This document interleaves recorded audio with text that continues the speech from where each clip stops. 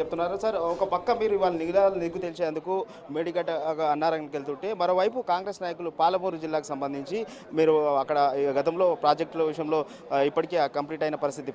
వాళ్ళు ఎందుకు ఇదే రోజు కాంగ్రెస్ నాయకులు మహబూబ్నగర్ జిల్లా ప్రాజెక్టులకు సందర్శించేందుకు వెళ్ళడానికి మీరు ఎట్లా చేస్తారు ఆ జిల్లావాసిగా?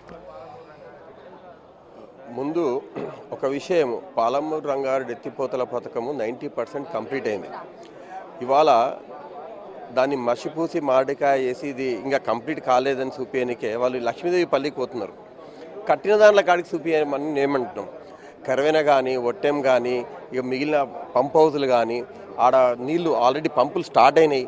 ఆడ మొత్తం కంప్లీట్ అయింది. కాలువలు తవ్వితే 6 నెలల్లో మా పాలమూరు జిల్లాకు 12.5 లక్షల ఎకరాలకు నీళ్ళు వస్తాయి.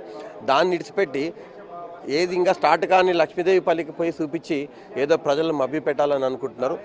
అది పనికిరాదు. ఏదో నారాయణపేట కొడంగల్ ఎత్తిపోతల పథకం ఏదో మేము చేసి సాధిస్తాం, 2 సంవత్సరాలలో కంప్లీట్ చేస్తామంటున్నారు. 6 నెలల్లో కంప్లీట్ చేయొచ్చు. ఇది కంప్లీట్ అయిపోయింది. ప్రాజెక్ట్ ఆల్రెడీ కంప్లీట్ అయిపోయింది. ఒక కాలువలు తోతే అయిపోయింది. కాలువలు కూడా టెండర్లకు పిలిచినాం మేము. అది ఇడిచిపెట్టి దాన్ని మాట్లాడతలేరు. ఇక లక్ష్మీదేవి పల్లికి పోయి మేము చూపిస్తాము, ఏం చేయలేదు వీళ్ళు పాలమూరు రంగారెడ్డి అంటున్నారు. 90% కంప్లీట్ అయిన పాలమూరు రంగారెడ్డి ఎత్తిపోతల పథకం ఏదైతే అన్ని రిజర్వాయర్లు ఉన్నాయో రిజర్వాయర్లు మొత్తం కంప్లీట్ అయినాయి. అవి చూపించారు వాళ్ళు. ఇలా లక్ష్మీదేవి పల్లికి పోయి చూపిస్తామంటారు.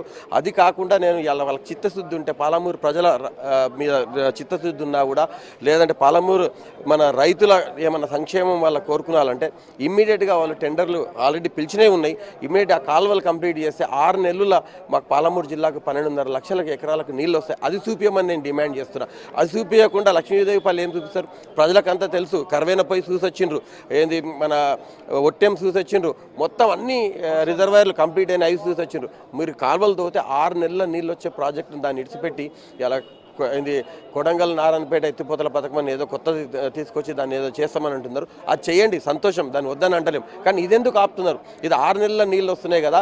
ఇవాళ వాళ్ళకి చిత్తశుద్ధి ఉంటే, పాలమూరు ఏంది మన ఎమ్మెల్యేలకి ఏమైనా చిత్తశుద్ధి ఉంటే వాళ్ళు ఇవాళ ఫస్ట్ నుంచి పోయి చూసుకొని రావాలి. లక్ష్మీదేవి పల్లి గాలి చూడాల్సిన అవసరం లేదు.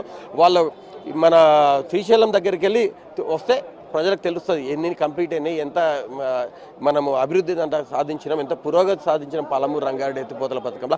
ఇలా మనకు పర్మిషన్స్ వచ్చినాయి, ఎన్విరాన్మెంట్ క్లియరెన్స్ వచ్చింది. దాన్ని ఇడిచిపెట్టి ఇలా ఏందేందో చూసి ఇలా ఎంపీ ఎలక్షన్లు వస్తాయని చెప్పి మభ్యపెట్టడానికే మాత్రమే ప్రజలను తీసుకుపోయి వాళ్ళు చూపిస్తున్నారు.